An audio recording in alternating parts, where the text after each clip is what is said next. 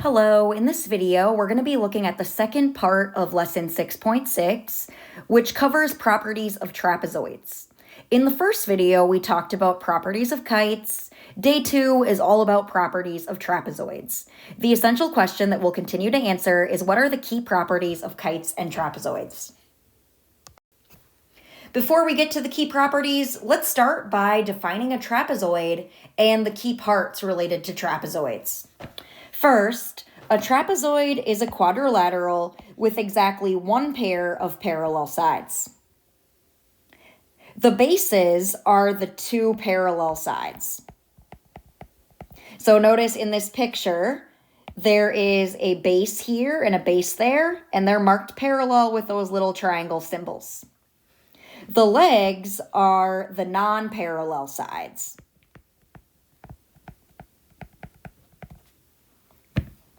The two consecutive angles whose side is a base are called the base angles.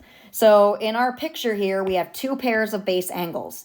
Angle A and angle D are a pair of base angles because they touch base AD. And angle B and angle C are another pair of base angles because they touch base BC. An isosceles trapezoid is a special type of trapezoid that has congruent legs. We do not assume that a trapezoid is an isosceles trapezoid unless it tells us that it's an isosceles trapezoid. The non-parallel sides are going to be the ones that are congruent. So in our picture right here, the base are the two parallel sides, and then the non-parallel sides, the legs, are the ones that are marked congruent. So these words are going to be really important for us to understand. A trapezoid has exactly one pair of parallel sides. The parallel sides are called the bases, and the non-parallel sides are called the legs. The base angles are the two consecutive angles whose side is a base. And finally, an isosceles trapezoid is a trapezoid where the legs are congruent. There are three properties that apply specifically to isosceles trapezoids. We never want to assume that a trapezoid is isosceles unless it tells us it's an isosceles trapezoid, or unless it has the markings to indicate that the legs are congruent. Well, isosceles trapezoid property 1 tells us that if a quadrilateral is an isosceles trapezoid, then each pair of base angles are congruent. So in our picture, there's two pairs of base angles. Angle A is congruent to angle D, that touches this base. And then the second pair of base angles, angle B congruent to angle C, that touches the other base. So this means if we know a quadrilateral is an isosceles trapezoid, then each pair of base angles are congruent. They're not all four the same, but the two that touch one base are the same, and the two that touch the other base are the same. The second isosceles trapezoid property tells us that if a trapezoid has one pair of congruent base angles, then the trapezoid is isosceles. So in my picture here, if we know that trapezoid ABCD has angle A congruent to angle D, we would be able to conclude that ABCD is isosceles. We can abbreviate these theorems if we'd like. So for the first one, we have isosceles trapezoid, arrow, base angles congruent. So that means if a quadrilateral is an isosceles trapezoid, then the base angles are congruent.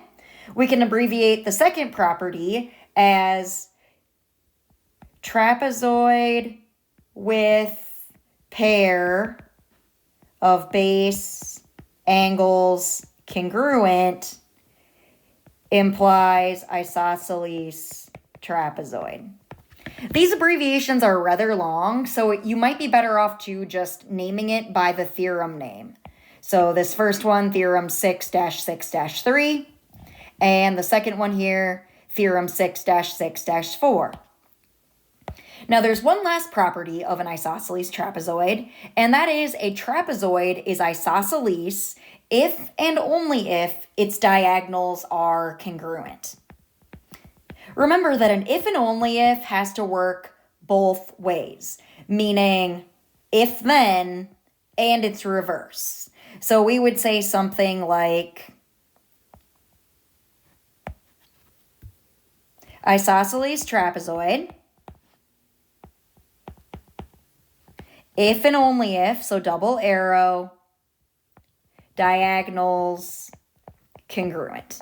So in our picture here, AC is a diagonal and BD is the other diagonal.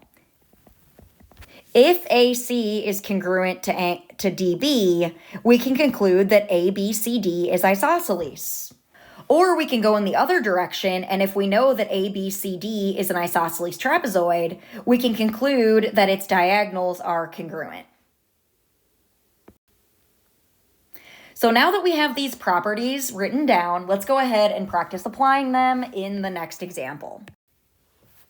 Example 2, we're going to use properties of isosceles trapezoids to find the indicated measures in the trapezoids.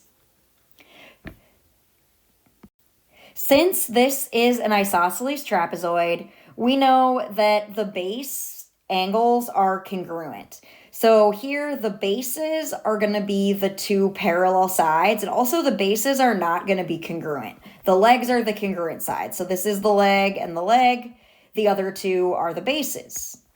Well, in this isosceles trapezoid, the base angles are congruent. So if angle A is 60 degrees, angle D must also be 60 degrees, since base angles are congruent.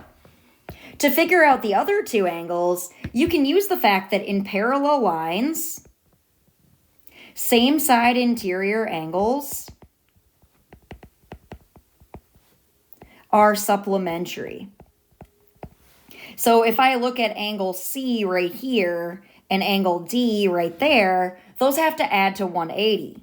And 180 minus 60 is equal to 120. So that means angle C is 120 degrees and angle B is also 120 degrees.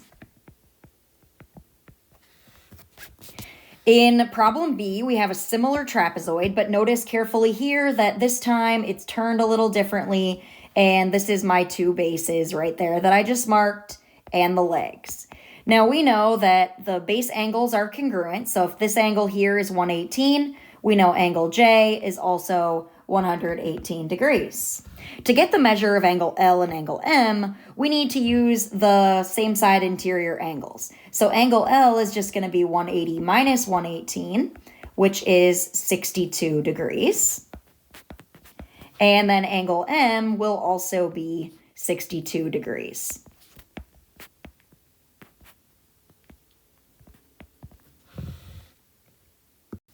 This next example actually has a typo. This was supposed to be asking you to find JB. So change that if it's not written as JB on your copy of the notes packet. And then let's go ahead and calculate it. So it says KB is equal to 21.9. So KB is this little piece right here. And that is 21.9. And then we are also given that MF, which is this full diagonal here, MF is equal to 32.7. Remember that in an isosceles trapezoid, the diagonals are congruent. So FM has to be equal to KJ, because if something's an isosceles trapezoid, its diagonals must be congruent. That was the theorem we just discussed on the previous page, theorem 6-6-5. So now let's start off with what we know. We know that FM is 32.7, and KJ, we don't have the full length, but we can see that KJ is really just the two segments in red and green added up. So KJ I could break down into JB plus the given one, KB. So that's just using segment addition. JB I don't know, but I know that KB is 21.9. So now to solve, if we just take the total 32.7 and we subtract 21.9, that will give us 10.8. So that makes this piece right here 10.8. So JB is 10.8. To double check your answer, if you add 21.9 plus 10.8, it's going to be equal to that 32.7 so that my diagonals are congruent. There is a try now here that's kind of similar to the first two that we looked at, problem A and problem B. I'd like you to try this one on your own. You don't need to find all three angles. This time we just want to find the measure of angle F, which is this angle right here. So please pause your video now and give that problem a try.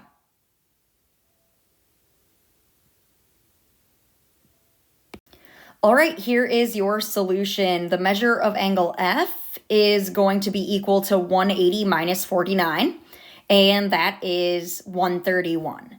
Because remember, in any trapezoid, the consecutive angles that are not base angles, those are going to be supplementary. So F plus E has to equal 180. Well, 180 minus 49 is 131.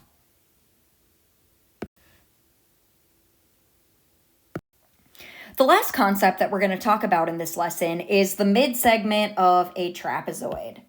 And the mid-segment of a trapezoid is the segment whose endpoints are the midpoints of the legs. So notice that this point right here is the midpoint of this full leg. And then this point right here is the midpoint of the other leg. Well, when we have a mid-segment of a trapezoid, there are some special relationships that results. And this is summarized in the trapezoid mid-segment theorem. It states that the mid-segment of a trapezoid is parallel to each base, and its length is 1/2 the sum of the lengths of the bases. So going over here to our picture, the mid-segment is XY.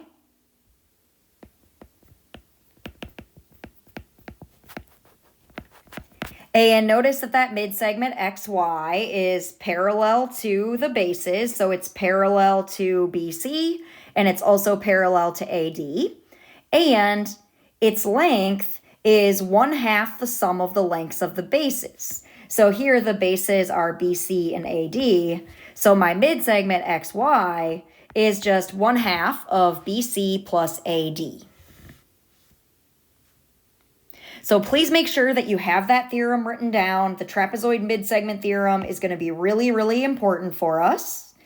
And let's go ahead now and apply this theorem to solve our final example. Here we want to find ST, and notice that ST is one of the bases, and then the mid-segment is right here. So this is my mid-segment.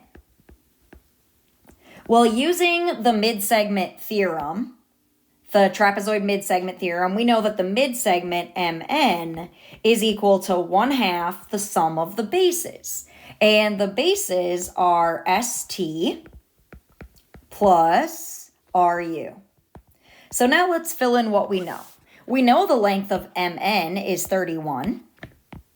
So 31 is equal to 1/2. We don't know ST. But we know RU is 38.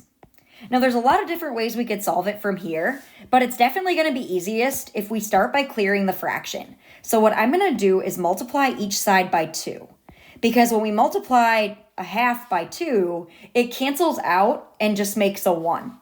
So this side is now just going to be ST plus 38, because that right there cancels. And that has to be equal to 62. And now it's just basic algebra from here. I'm going to subtract the 38 on each side. And 62 minus 38 is 24. So that means that the length of the base, ST, is equal to 24. If you wanted to double check this, if I do 1/2 times 24 plus 38, that will be equal to the midsegment of 31. Let's try another example with the trapezoid midsegment theorem. This time we're missing the midsegment. And we have the lengths of both of the bases. One base is 13.5, the other base is 8. Well, using the trapezoid midsegment theorem, we know that the midsegment, EF, is 1/2 the sum of the two bases, which are AD plus BC. EF is missing, but we have AD as 13.5 and BC is 8. So if I add up 13.5 plus 8, that is 21.5. And then if we multiply that by 1/2, that's really just 21.5 divided by 2. And if we put that into our calculators, it's 10.75. So EF, our midsegment, is equal to 10.75.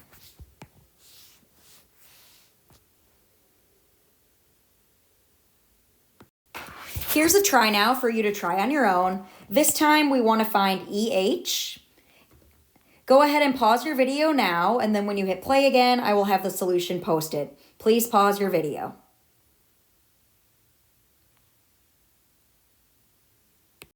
And here is your solution to the try now. You should have gotten EH equals 8.